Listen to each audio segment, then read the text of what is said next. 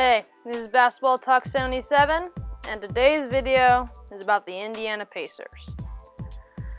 First of all, I'd like to say that this video was a request by one of my subscribers. If you'd like to request a video, then feel free to do so. You can request it on any team, your favorite, least favorite, or just an interesting team to you, and I'll try to make a video on it.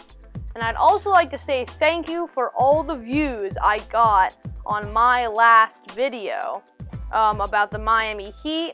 It got by far the most views of any video I've ever posted, and I think that's great. I hope to follow that up with a high view video again this time.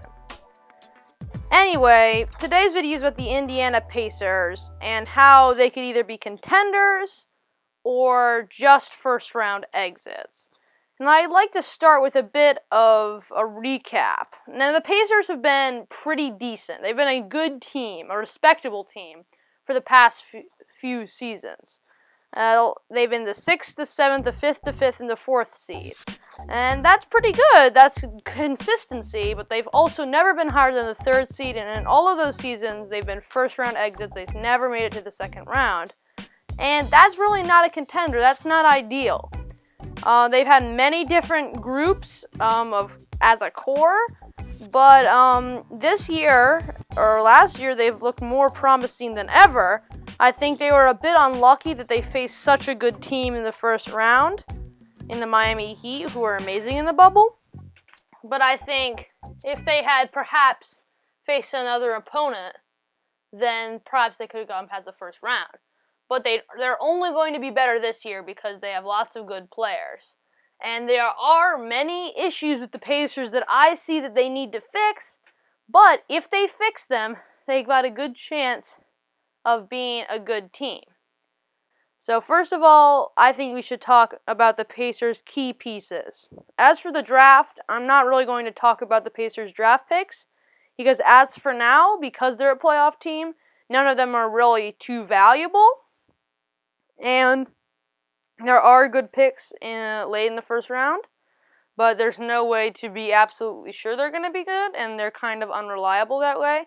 So there's not really a certain pick that the Pacers have that might be extremely valuable. I would say that they've got some good pieces right now, though. And a lot of them came from their trade with the Paul George for some other pieces trade. And let's talk about the Pacers' pieces.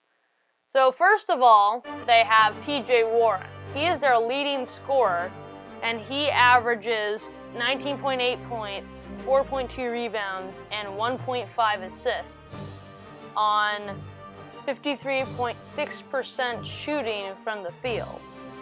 And he's obviously a pretty talented scorer, almost averaging 20 points. I'd say he's better than your average starter and probably a 3rd or 4th best player on a contender. But he really isn't what you want from your leading scorer.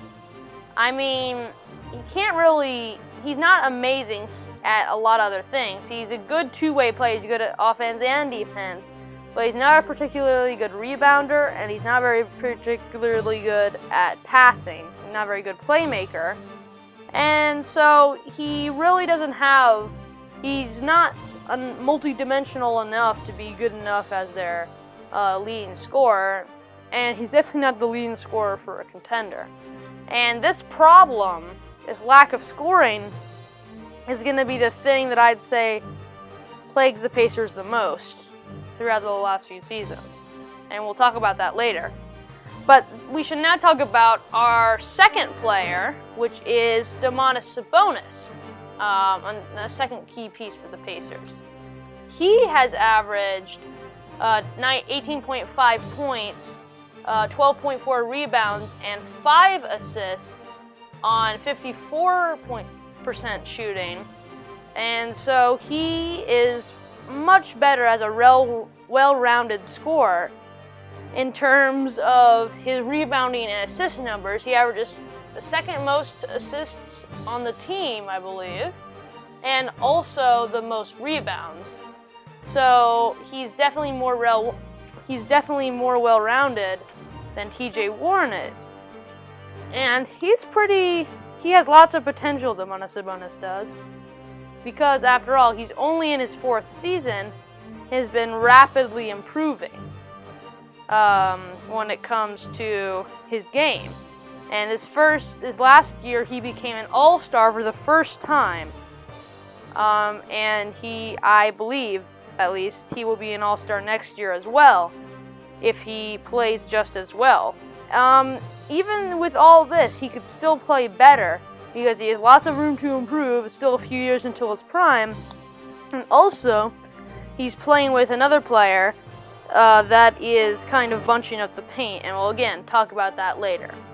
Anyway, let's talk about their third key piece, which is Malcolm Brogdon. He has averaged 16.5 points, 4.9 rebounds, and 7.1 assists on 43.8% shooting from the field. And he is their main playmaker for the team, along with being a good defender for his position. He was a big pickup like T.J. Warren in the 2019 offseason, and has been a big piece for them, as you can see right here, Malcolm Brogdon highlights. Anyway, he has been an important piece and their third leading scorer. And as you can see with these pieces, the Pacers, besides their scoring, are a very well-rounded team. I mean, they have a playmaker, they have a rebounder, they have scorers. The one thing they're missing is a volume scorer, and we're about to get to that. We have to talk about the Pacers' issues. But first of all, I'm sure we have to talk about the issue that is in the forefront of most people's minds when it comes to the Pacers, the Victor Oladipo extension. Now, Victor Oladipo is an interesting case because he's a player that thinks he's worth a lot more than the front office thinks he is. As most of you know, Victor Oladipo wants a max contract. But the Pacers don't think he's worth it. The Victor Oladipo thinks he's worth it because in 2018 he was a star, but since then he hasn't been healthy, and the Pacers just aren't sure he's going to be good enough for that contract. And they don't want to destroy their contendership by signing a player who's a huge contract that's not going to be worth it, but he could also be the final piece needed to become a contender. So it's definitely a difficult choice, but thankfully they have one more year for his current contract, before they have to decide to sign him. And this will let them, in this next season, see if he's that star again, in which they can re-sign him, or if he's just okay, and then they can let him go. So, that's my opinion on Victor Oladipo. I think the second thing the Pacers need to address is the situation with the logjam between Domantas Sabonis and Miles Turner, because they both operate in the paint, so both of them play in the same area, yet they both play at the same time, and it makes it harder for both of them. And this is hurting both of their development. Miles Turner had an off year because he was playing with another player that plays similarly to him. And Domantas Sabonis, as well, might have been even better this season if he was able to do that. If he was able to play without Miles Turner. So, one of them has to go, and I'd say Miles Turner has to go. Domantas Sabonis averaged many more points and is much better as a well-rounded player, and I think they should trade Miles Turner. And one trade I found that might be good is Miles Turner for Bogdan Bogdanovic. Bogdan Bogdanovic would add some scoring, and it could be a straight-up trade since they have the same contract in terms of salary per year. This could free up the paint for Domantas Sabonis and help him be a better player. And it would also help by adding some extra talent with Bogdan Bogdanovic and helping the Pacers scoring. So that's definitely a trade I would look into. And all of this really leads into the third and probably most important problem with the Pacers, which is they have a problem with scoring. Last year, the Pacers averaged 109.2 points per game. This was lower than every single playoff team in both conferences except the Orlando Magic. They have extremely weak offense. And their defense, in terms of points per game, is like 4th or 5th in the league. So it's a high-level defense. But their offense is just really lacking, and it shows as they have no 20-point scorers on the team, which really hurts them. And I think that they could risk it and try to get Victor Oladipo, but I think the idea is to try to get Domantas Sabonis to that level. Now, Domantas Sabonis is an all-star already, and he still has room to grow. So think in 3 years, Domantas Sabonis could be much better. And then add to the fact that if you do the Miles Turner trade, you have yet another guard to help play with Domantas Sabonis, and also getting the logjam dealt with and making it easier for Domantas Sabonis to play. And all of these, if you add them together, in a few years, Domantas Sabonis could be a 20-plus point scorer. He could be the star that leads the Pacers.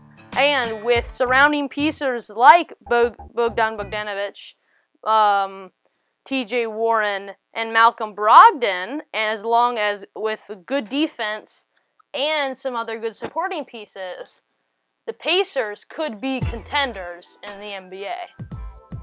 Thanks for watching. If you enjoyed the video, then give it a like and subscribe to my channel. This video may not get as much love as my last video, but I think that I hope it does at least. And whatever video you want to hear about, whatever team you want to hear about next, put it in the comments below, and I will try to make a video on it. Anyway, I hope you like this video. Like, subscribe, and see you next time.